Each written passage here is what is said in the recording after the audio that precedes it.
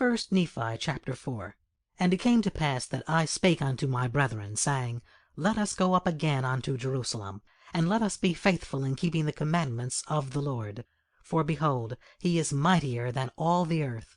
Then why not mightier than Laban, and his 50, yea, or even than his tens of thousands? Therefore let us go up, let us be strong like unto Moses. For he truly spake unto the waters of the Red Sea, and they divided hither and thither. And our fathers came through out of captivity on dry ground. And the armies of Pharaoh did follow, and were drowned in the waters of the Red Sea. Now behold, ye know that this is true, and ye also know that an angel hath spoken unto you. Wherefore can ye doubt? Let us go up. The Lord is able to deliver us, even as our fathers, and to destroy Laban, even as the Egyptians. Now when I had spoken these words, they were yet wroth, and did still continue to murmur. Nevertheless, they did follow me up until we came without the walls of Jerusalem. And it was by night, and I caused that they should hide themselves without the walls. And after they had hid themselves, I, Nephi, crept into the city, and went forth towards the house of Laban. And I was led by the Spirit, not knowing beforehand the things which I should do. Nevertheless I went forth, and as I came near unto the house of Laban, I beheld a man, and he had fallen to the earth before me, for he was drunken with wine. And when I came to him, I found that it was Laban. And I beheld his sword, and I drew it forth from the sheath thereof. And the hilt thereof was of pure gold, and the workmanship thereof was exceedingly fine. And I saw that the blade thereof was of the most precious steel. And it came to pass that I was constrained by the Spirit, that I should kill Laban.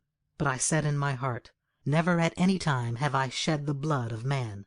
And I shrunk, and would that I might not slay him. And the Spirit said unto me again, Behold, the Lord hath delivered him into thy hands. Yea, and I also knew that he had sought to take away mine own life. Yea, and he would not hearken unto the commandments of the Lord. And he also had taken away our property. And it came to pass that the Spirit said unto me again, Slay him, for the Lord hath delivered him into thy hands. Behold, the Lord slayeth the wicked to bring forth his righteous purposes. It is better that one man should perish than that a nation should dwindle and perish in unbelief.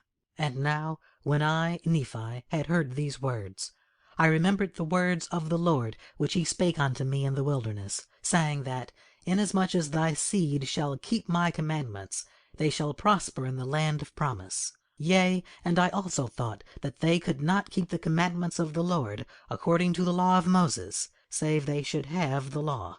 And I also knew that the law was engraven upon the plates of brass. And again, I knew that the Lord had delivered Laban into my hands for this cause, that I might obtain the records according to his commandments. Therefore I did obey the voice of the Spirit, and took Laban by the hair of the head, and I smote off his head with his own sword. And after I had smitten off his head with his own sword, I took the garments of Laban, and put them upon mine own body, yea, even every whit, and I did gird on his armor about my loins. And after I had done this, I went forth unto the treasury of Laban. And as I went forth towards the treasury of Laban, behold, I saw the servant of Laban, who had the keys of the treasury. And I commanded him in the voice of Laban, that he should go with me into the treasury. And he supposed me to be his master, Laban, for he beheld the garments, and also the sword, girded about my loins. And he spake unto me concerning the elders of the Jews, he knowing that his master Laban had been out by night among them. And I spake unto him as if it had been Laban.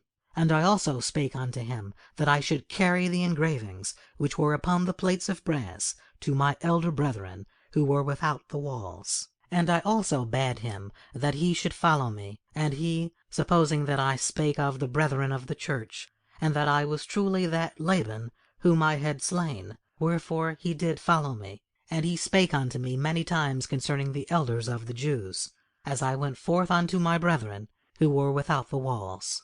And it came to pass that when Laman saw me, he was exceedingly frightened, and also Lemuel and Sam, and they fled from before my presence. For they supposed it was Laban, and that he had slain me, and had sought to take away their lives also. And it came to pass that I called after them, and they did hear me, wherefore they did cease to flee from my presence. And it came to pass that when the servant of Laban beheld my brethren, he began to tremble, and was about to flee from before me, and return to the city of Jerusalem.